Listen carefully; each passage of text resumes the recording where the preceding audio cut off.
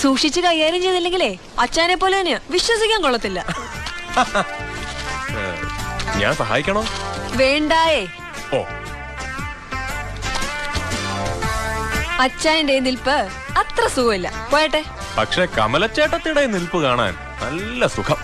ഓ, ത്രില്ലും ഒന്നും ഉണ്ടാവില്ലേ? സത്യം. ഞാൻ അങ്ങോട്ട് വരും. വെറുതെ